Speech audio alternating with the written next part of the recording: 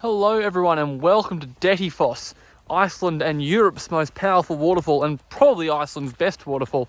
Spectacular 45-metre falls on an enormously powerful river. Today I'm on the western side of the falls. There's two car parks, east and west side. West is kind of the touristy side, east is a bit quieter. You see the falls obviously from a different angle. I've been to the east earlier, just took a few little clips, didn't actually film a full video there, but I'll throw some clips in during this video. I'm on the west now because I want to do a big sort of circuit walk here. So basically there's three waterfalls. There's Dettifoss, the main one. It's downstream there's Hafragilsfoss. Upstream there's Selfoss. Selfoss easy to see. I've already seen that one from the eastern side. Hafragilsfoss, you can see from the top of the canyon, but getting up close requires a kind of rough trail which is on the western side, and that's what I'm going to do today. So it's kind of a loop walk. Going to take us around the base of Hafragilsfoss up to Dettifoss. You can see the car park behind me. I've basically come to the end of the car park and I'm following this trail with yellow posts along. And yeah, we'll see how we go. The environment out here is absolutely incredible. Just a moonscape. Barely any sort of growing organism, it looks like. It's just rocks. Obviously all volcanic, as is pretty much the entire country. A couple of minutes in, come to a fork. By my map, we're going to go left here. This is 18.3 kilometres to Versta something or other, so there's a really long trail you can take all the way down the valley. But won't be doing that today, just doing this circuit. So with the two sides of Dettifoss, on the western side, the tourist side, it's the tourist side because of the sealed road to get there. So many cars in that car park, like 100 cars it looked like, compared to the east, which is quite a bumpy road. You could get a two-wheel drive down there, but you're better in a four-wheel drive. Very, very corrugated road. And there were probably maybe 10 cars there when I went in. So substantially different in terms of level of crowds. The east side's also good because you kind of got a profile view of the waterfall and the mist is all going to the western side. So you can get really close up to it without having any problems with mist. On the west, you're getting blasted because you're kind of directly in front of it. I haven't actually seen the view from the west yet, so maybe I think it's better, I'm not sure. But I would recommend probably doing both if you've got time. It's about an hour and a quarter to drive between them. And it's only a short walk to the waterfall. Obviously longer, the walk I'm doing today down to Hafragilsfoss. But yeah. So just crossed over this dirt road here, which branches off the main sealed road and leads to a lookout of Hafragilsfoss. Might head there later to check it out, but for now, can just continue along this trail with the yellow posts. Passing sort of the head of the Hafragil Gorge. Now, while it looks very dry and barren here, there is actually water that flows through, just going underneath our feet right now through the sort of porous volcanic rock like you see here. And it emerges at the end of this gorge as a spring. Although you can imagine if there was a lot of rainfall, you get water flowing over the top and potentially over a bit of a waterfall at the head of that gorge. Well, we're essentially at the mouth of the Hafragils Canyon.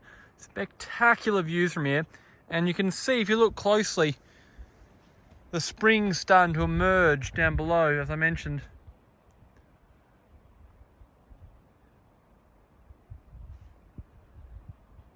Such a grand view, and it's only a side canyon to the main thing. Come to a fork in the road after about 50-55 minutes. Trail down the canyon keeps going there, but we are going to take this trail, which heads down the hill and into the gorge. You can see a couple of those springs coming out there, very cool. And also this beautiful sort of autumn colours that are starting to come out. Been getting them all over Iceland, but especially up the sort of north and northeast regions over the past couple of days. Well, I'm now deep in the depths of the Hafragils Canyon, about to sort of cross over the creek, although it's not really a creek at this point, the springs haven't come out yet.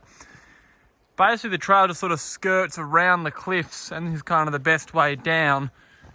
It feels like you're kind of going back on yourself, but it's the only way to get down to the base of the canyon, or else you'd just be jumping off cliffs basically. Really interesting formations with those sort of basalt columns there doing a bit of funky stuff. And just around the corner will be Hafragilsfoss. Come to this absolutely gorgeous spot. We've got this spring sort of leaching out there into essentially what's like a big pool, which then flows in and meets the far more milky and dirty river. Just that confluence there is really cool. This also is kind of looking like the most tricky part of the trail here. We've got to get across this big scree field to the other side there. I'm sure it's doable. It doesn't look like a really obvious route across, but we'll head over and check it out. So the scramble kind of isn't as bad as it first looks. It's a bit of an iffy scramble across those rocks, but there's a sort of a trail in parts and enough poles to guide you, so it's actually nothing really to be stressed about. Even though when you first get to it, it's a bit like, ooh, looks a bit confronting. But nearly at Hafragilsfoss, so I'll see you there. Something that's really cool, I don't know if the camera actually picks it up, but when you're in these deep canyons and you look to the canyon walls, you actually hear the reverberation of the noise of the water coming back at you. So walking along, even though the river's on my left, I'm hearing noises coming from my right. It's kind of cool and kind of a wig out. Well, made it to the spectacular Hafragilsfoss.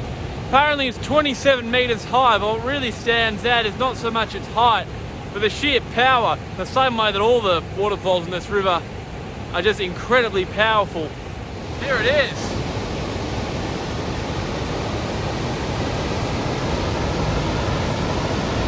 And a spectacular backdrop too, with the sheer cliffs of the gorge surrounding.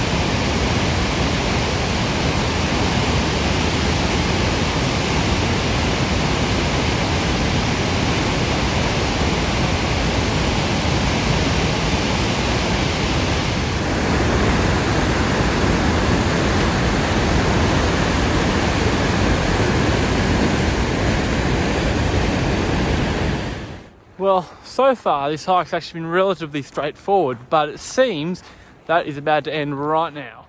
That is where we're headed. Up that big old scree slope, and you can see they put a rope up there to help you as well. Gonna be a proper little bitch of a climb out of here, I think.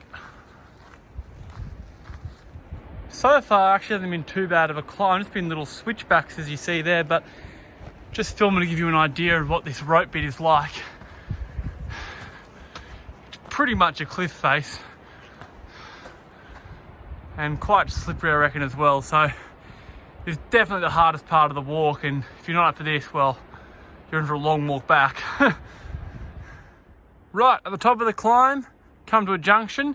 Now that Vestadala track, that will meet up where we were earlier at the start of the walk. Obviously Hafragil, blah blah blah, where we've come from. Heading off this way though is going to take us to Dettifoss. So that's where we're headed.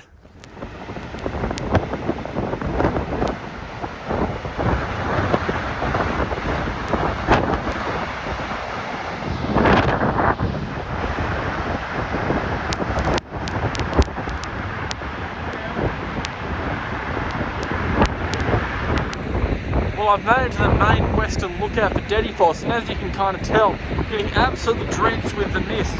It's definitely the main downside of this side of the falls, because the other side, it's nice, you just sit there and get absolutely dry. Here, you're getting drenched. Falls are absolutely spectacular though.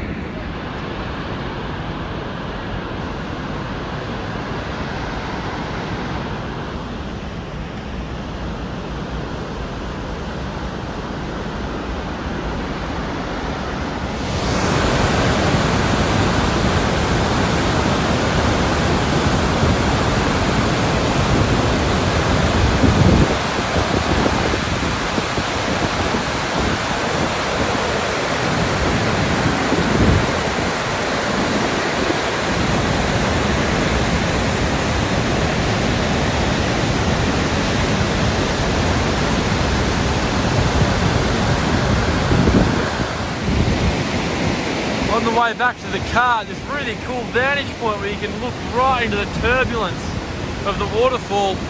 You can see the river here, it's sort of slowly cutting into the rock, moving the falls further upstream. And this seems good as spot as any to wrap up the video. Upstream is still Selfoss, but I know for a fact the views on the eastern side are better than those from the west because you're sort of actually looking towards the waterfall on the east, and the west you're looking kind of away from it. But I'll put some footage at the end of this video from the eastern side of Selfoss, as well as Dettifoss from the eastern side. In my mind, I think the western side was a better view. The sheer force of the falls in front of you is incredible. But the eastern side was definitely quieter and better photography as you didn't have all the spray. The whole loop was amazing. Hafragilfoss also spectacular, but it is strenuous relative to the easy walk just down to Dettifoss. But regardless, Dettifoss is a must visit, and if you have a few hours, worth doing the hike to Hafragilfoss too.